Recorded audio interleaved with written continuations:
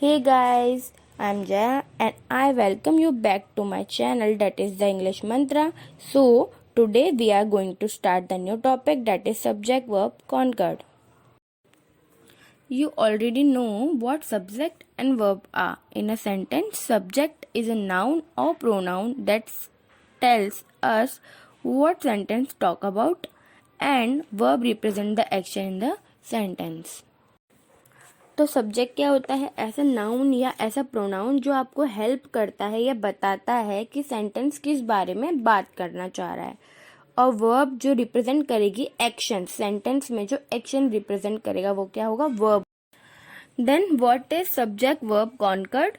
It means that the subject and verb in a sentence would agree or match, otherwise the sentence will not sound right. Simple कि subject verb conquered क्या होगा? अगर subject और verb एक sentence का वो match नहीं कर रहे आपस में तो वो सेंटेंस गलत होगा. तो यही क्या होता है? Subject verb conquered. ओके, तो अब आपको इसकी एक्टिविटीज कैसे करनी है, तो उसके लिए कुछ रूल्स है, इम्पॉर्टेंट रूल्स, जो अगर आपने वो समझ लिए तो आपके सब्जेक्ट वर्ब कॉन्कॉर्ड में कहीं भी नंबर नहीं कटेंगे. So let's begin. Rule number 1. The verb and subject must agree in number that is singular or plural. This means that if the subject is singular, then the verb should be singular. And if the subject is plural, then verb should also be plural. Then have a look on example. He plays football. इधर singular person की बात हो रही है. Okay, तो इसमें हमने क्या वर्ब भी क्या यूज करी? सिंगुलर यूज करी, plays. Then they play football, ये प्लूरल है तो प्ले यूज किया हमने. वर्ब भी क्या यूज करी? प्लूरल यूज करी. सो आई थिंक आपको रूल नंबर 1 क्लियर होगा. क्या है रूल नंबर 1? एक बार रिपीट कर लेते हैं. सबसे पहले बात वर्ब और सब्जेक्ट की करते हैं. तो वर्ब और जो सब्जेक्ट है वो एग्री करनी चाहिए एक दूसरे से. मतलब कि अगर आपके सेंटेंस का सब्जेक्ट अगर क्या है? सिंगुलर है, तो आपको वर्ब भी क्या यूज करनी है? सिंगुलर ही यूज करनी है. अगर आपका सब्जेक्ट प्लूरल है तो वर्ब भी क्या होगी? प्लूरल ही होगी. Then next, rule number 2, the number of the subject, means singular plural, will not change due to words, phrases in between the subject and the verb. Example के through समझने ज़्यादा समझ में आएगा. The bouquet of red roses smells so sweet. Here, since bouquet is the subject, okay, bouquet क्या है? इधर subject है और roses जो है वो verb है. तो इधर सब्जेक्ट क्या है? सिंगुलर है, तो हमको वर्ब भी क्या यूज करनी है? सिंगुलर यूज करनी है. That is smells, not smell. तो एक बार रिपीट कर लेते हैं. रूल नंबर 2 क्या था? कि जो सब्जेक्ट है वो कभी भी चेंज नहीं होगा. अगर वर्ड और फ्रेजेस आ जाते हैं तो भी ओके. अगर सब्जेक्ट सिंगुलर है तो वर्ब भी सिंगुलर रहेगा.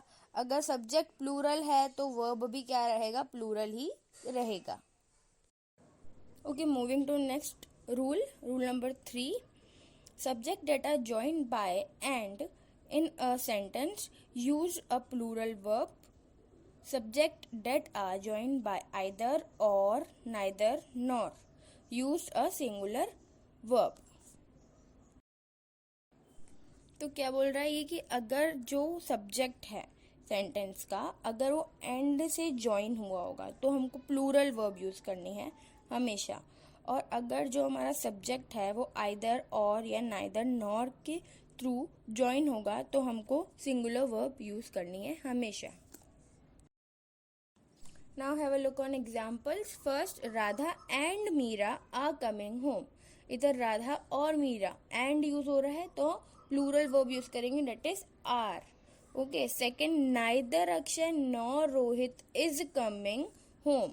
इधर नॉर यूज हो गया, नाइदर यूज हो गया, तो इज मतलब सिंगुलर वर्ब यूज करिए. देन थर्ड, माई डैड और my mom is arriving today. तो इधर और आ रहा है तो इधर भी हमने इज यूज किया, डेट इज सिंगुलर वर्ब. एक बार रिपीट कर लेते हैं. रूल नंबर 3 क्या था? कि अगर सब्जेक्ट जो एंड के थ्रू ज्वाइन होंगे सेंटेंस में उस उधर हम प्लूरल वर्ब यूज करेंगे. ओके.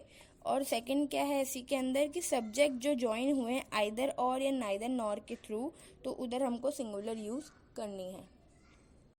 सेकेंड एग्जाम्पल देखेंगे, neither the bag nor the shoe match the dress.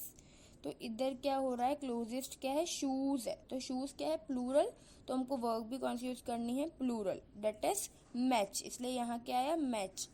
Okay okay एक बार रिपीट कर लेते हैं। रूल नंबर 4 था क्या, तो सबसे पहले कि जो सेंटेंस है उसमें जो वर्ब है वो कैसे पहचानेंगे हम, अगर उसमें और या आइदर और या नाइदर नॉर आ जाता है, तो जो नाउन या प्रोनाउन के बिल्कुल क्लोजेस्ट है उसको हम क्या मानेंगे, वर्ब मानेंगे। जैसे एग्जांपल में हमने देखा बैग जो था वो क्लोजेस्ट है वर्ब के, तो वर्ब हमने क्या यूज करी थी, मैचेस यूज करी थी। Then rule number 5, when the subject is followed by words such as well as, along with, beside, not, etc., ignore them and use a singular verb if the subject is singular. अब अगर sentence में subject जो है वो follow कैसे होगा, अगर उसके बाद एज वेल एज आ जाए, अलॉन्ग विद आ जाए, बिसाइड्स आ जाए, नॉट आ जाए, तो हमको इन सब वर्ड्स को इग्नोर करना है और क्या यूज़ करनी है, सिंगुलर वर्ब यूज़ करनी है अगर सब्जेक्ट भी क्या हो, सिंगुलर हो। Now example, Matt as well as his dog is expected shortly. Matt और उसका डॉग अभी आता ही होगा, तो मेट क्या है, द सब्जेक्ट है, और इसी के थ्रू हमने देखा कि मेट सिंगुलर है, तो हमने वर्ब भी क्या यूज कर दी, सिंगुलर यूज कर दी, that is. Okay second example, Prateek along with his brother is going to school. इधर भी देखेंगे प्रतीक क्या सब्जेक्ट है, सब्जेक्ट क्या है इधर, सिंगुलर, तो हमने इज यूज करी है, वर्ब भी सिंगुलर। एक बार रिपीट कर लेते हैं। Rule number 5, when the subject is followed, अगर जो सब्जेक्ट है सेंटेंस का वो फॉलो हो रहा है as well as, along with, beside, not, etcetera, तो इन सबको वर्ड्स को क्या करना है, इग्नोर करना है। और अगर वर्ब यूज करनी है हमको सिंगुलर, अगर सब्जेक्ट भी क्या होगा, सिंगुलर होगा तो। Okay then rule number 6, in sentence that begin with here there the true subject usually follow the verb. Okay अगर जो सेंटेंस है वो शुरू ही किससे हो रहा है, हेयर या फिर देयर से, तो जो सब्जेक्ट है वो हमेशा वर्ब को क्या करेगा, फॉलो करेगा। Example, here are the chocolates. अब हेयर है, ठीक है, तो हमने इधर क्या यूज करा, प्लूरल वर्ब यूज करी, that is are. Then second, there is a big puddle on the road. अब ये सब्जेक्ट क्या है, पडल ऑन द रोड, तो हमने इसी के अकॉर्डिंग क्या यूज करी, वर्ब यूज करी है, singular verb, that is. Now repeat कर लेते हैं। हमारा 6th रूल क्या था कि जो अगर सेंटेंस में शुरू किससे होगा, हेयर और देयर से, तो सब्जेक्ट जो है वो यूजुअली क्या करेगा, फॉलो करेगा हमारी वर्ब को। हमने एग्जाम्पल के थ्रू देखा, अगर प्लूरल वर्ब आ रहा है, प्लूरल सब्जेक्ट आ रहा है, तो प्लूरल वर्ब ही यूज करेंगे। ओके अगर सिंगुलर सब्जेक्ट आ रहा है तो सिंगुलर वर्ब ही यूज करेंगे। Now rule number 7, in sentences that include sum of money, period of time or distance etc. Use singular verb. अगर ये सब आता है, ठीक है, अगर कुछ मनी आ जाता है या कोई टाइम बता देता है या डिस्टेंस कितना हो रहा है वो बता देता है, तो क्या यूज करना है हमको, हमेशा सिंगुलर वर्ब ही यूज करनी है। ओके एग्जाम्पल देखेंगे, 500 rupees is a high price to pay. 500 rupees, ये क्या आ गया, सम ऑफ मनी आ गया, तो हमको क्या यूज करनी है, हमेशा सिंगुलर वर्ब, तो इधर क्या यूज करी है, is.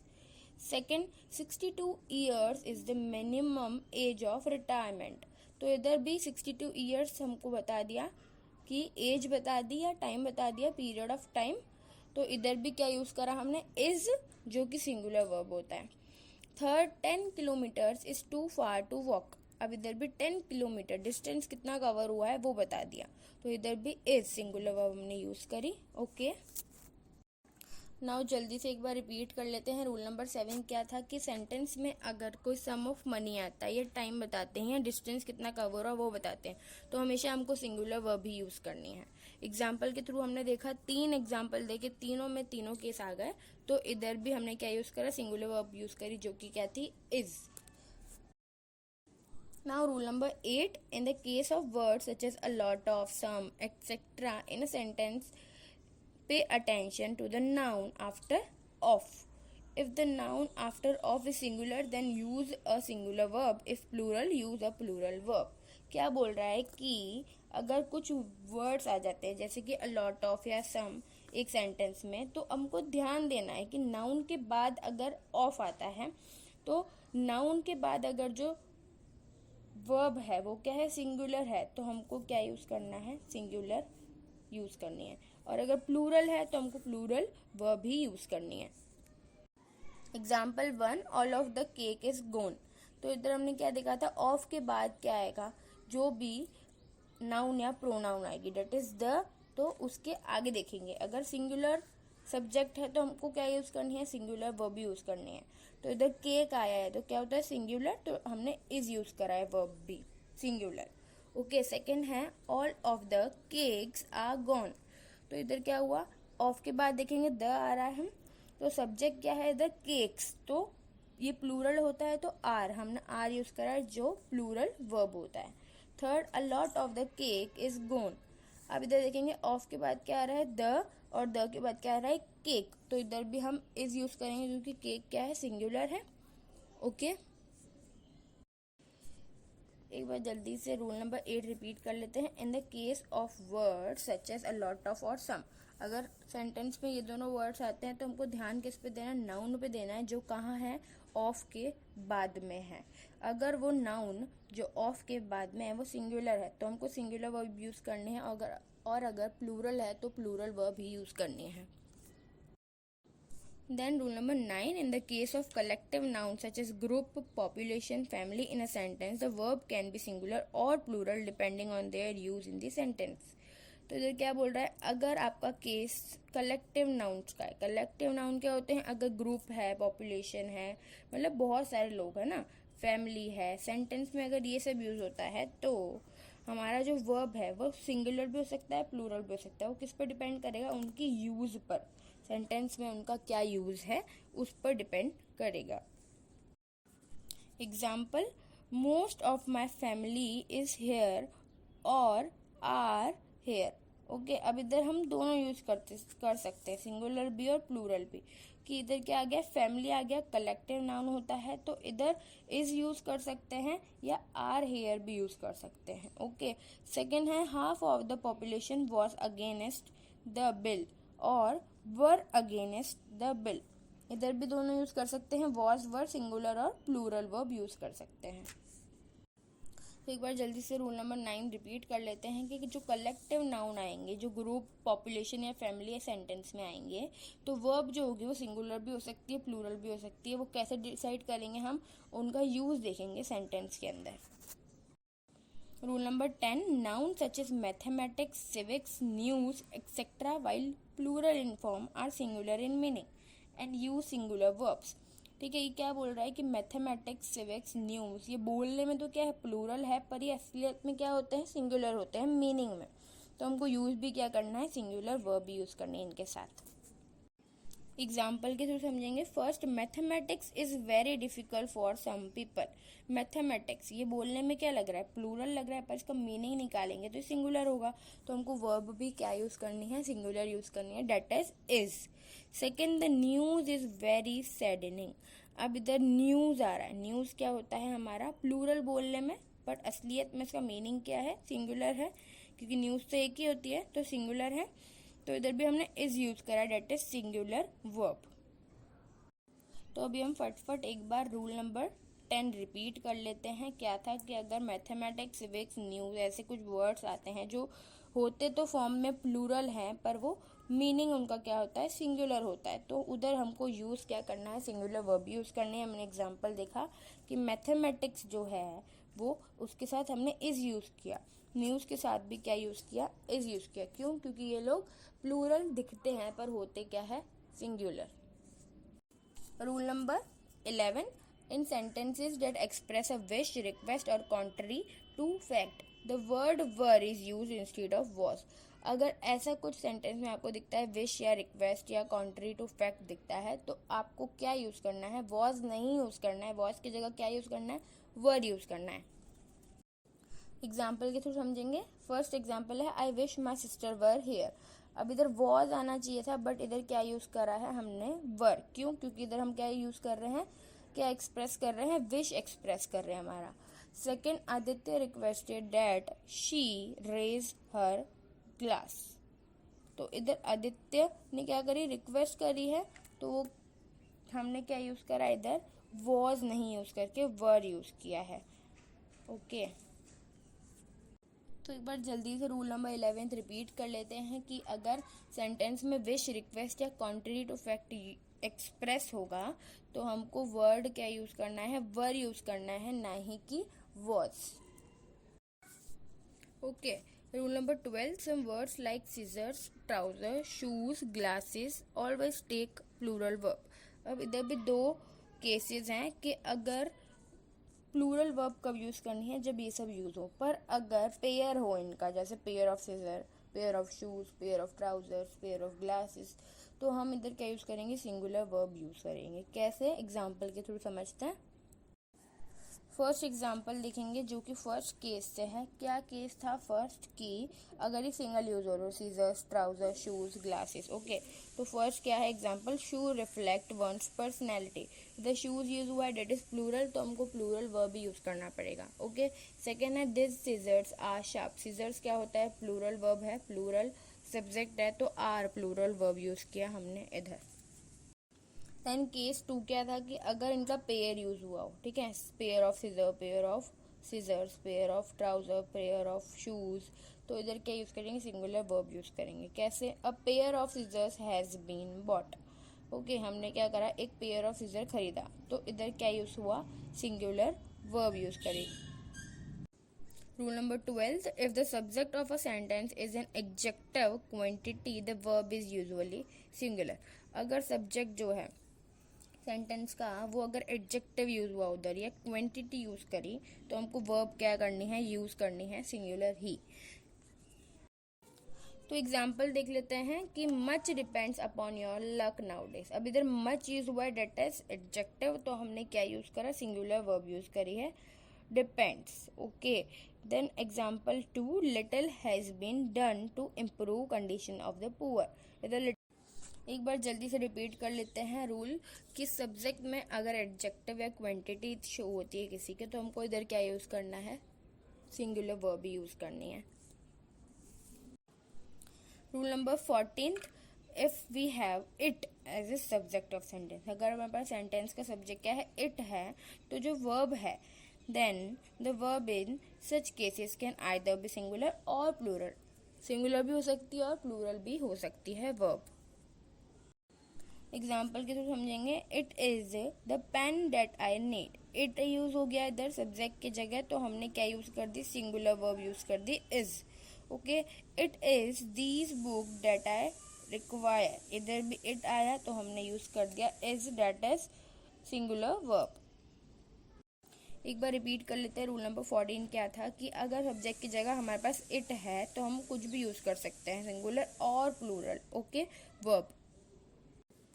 Then rule number 15, noun like advice, furniture, information, instrument, equipment, stationery, luggage, weather, etc. are singular and take singular verb। ये हमने पहले ही पढ़ लिया था कि अगर आपका सब्जेक्ट जो होगा वो सिंगुलर होगा तो हमको क्या यूज करनी है, वर्ब भी सिंगुलर यूज करनी है। ओके एग्जाम्पल देखेंगे। माई फर्नीचर इज न्यू। फर्नीचर क्या है, सिंगुलर, तो हमने ये वर्ब भी क्या यूज करी है, is, that is singular verb. Okay second, weather is pleasant. तो वेदर क्या है, सिंगुलर है, तो हमने इज यूज करी है जो कि है सिंगुलर वर्ब। थर्ड क्या है, योर लगेज इज हैवी। आपका लगेज क्या है, हैवी है, तो लगेज क्या हुआ, सिंगुलर, तो हमने वर्ब भी क्या यूज करी है, singular verb. Rule number 16, when dare and need are followed by negative we use plural verb a singular subject. अगर डेयर या नीड जो है वो फॉलो कैसे हुआ, नेगेटिव वे में फॉलो हो रहा है, तो हमको वर्ब क्या यूज करनी है, प्लूरल सिंगुलर सब्जेक्ट के साथ। एग्जाम्पल देख लेते हैं। ही नीड नॉट वरी। इधर क्या यूज हुआ है, नीड, पर नेगेटिव नॉट आ रहा है, तो नेगेटिव वे में यूज हो रहा है, तो हमने इधर क्या यूज करा, सिंगुलर सब्जेक्ट के साथ plural verb. Then second, he dare not meet the principal.